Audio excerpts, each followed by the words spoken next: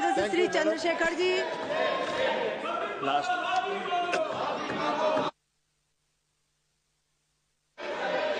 धन्यवाद सभापति जी। मणिपुर देश का अभिन्न अंग है, वहां महिलाओं एवं बच्चों की सुरक्षा सुनिश्चित की जाए। यह केवल एक राज्य का नहीं बल्कि यह मुद्दा देश की अस्मिता और गरिमा से जुड़ा हुआ है। अतः वहां शांति व्यवस्था बहाल कर महिलाओं एवं बच्चों को सुरक्षित माहौल प्रदान किया जाए।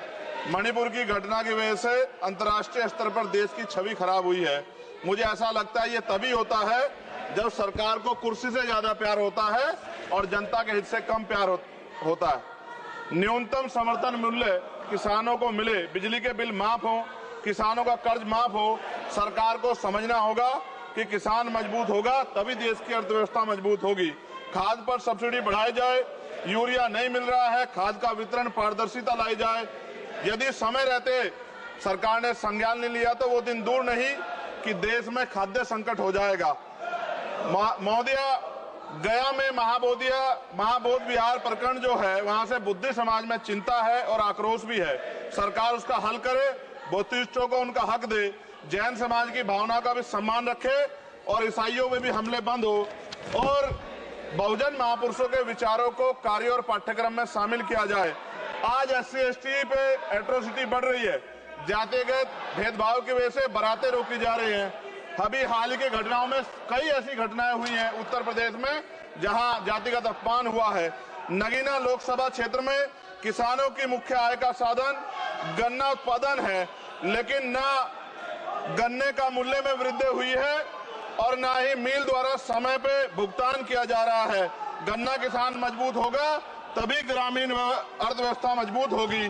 साथ साथ SC/ST का प्रमोशन में रिजर्वेशन नहीं दिया जा रहा है, उल्टा निजीकरण करके नौकरी खत्म की जा रही है, बैकलॉग नहीं भरा जा रहा है, पुरानी पेंशन बहाल नहीं की जा रही है। ये सब बार बार मैं इसलिए बोलता हूं कि हमारे लोगों को पता लगे कि सरकार को उनकी परेशानियों से कोई फर्क नहीं पड़ता और वो समझे सरकार उनकी कितनी तेजी है। प्रधानमंत्री आवास योजना में जो मानक में बदलाव किया जाए, उससे बहुत से पीड़ित वंचित रह जा रहे हैं। कई बार ऐसा होता है और मैंने ये देखा है अपनी आंखों से, किसी ने बरसात से बचने के लिए ईंटें लगा दी हैं, उनको मानक से बाहर कर दिया जाता है। इस वजह से वो परिवार इस सुविधा का लाभ नहीं ले पा रहे। खत्म करूंगा मैम। इस वजह से उनके घर नहीं बन पा रहे और के 75 साल बाद भी लोगों पे घर नहीं है। शर्म की बात है। नगीना लोकसभा क्षेत्र में केंद्रीय विद्यालय खोले जाएं और जो पहले से संचालित केंद्रीय विद्यालय हैं उनमें किताबों से लेकर सभी आवश्यक एवं पर्याप्त सुविधाएं सुनिश्चित की जाएं ताकि क्षेत्र के बच्चों को गुणवत्तापूर्ण शिक्षा प्राप्त हो।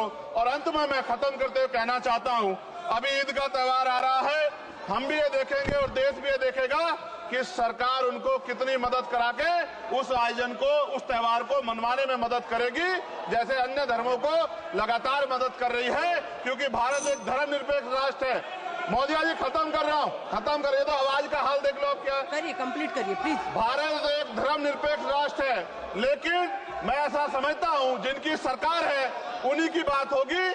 मुसलमानों की, जैनों की, सिखों की, रविदासियों की और बौद्धिस्टों की जो आंदोलन कर रहे हैं और पुलिस लाठी मार रही है, मैं समय रहते चेतित कर रहा हूँ। सरकार को चिंता करनी चाहिए कि बौद्धिस्टों का अपमान ज्यादा दिन बौद्धिस्ट बर्दाश्त नहीं करेंगे। महाबोध विहार हमारा हक है और वो देना पड़ेगा। आपका बहुत बहुत धन्यवाद।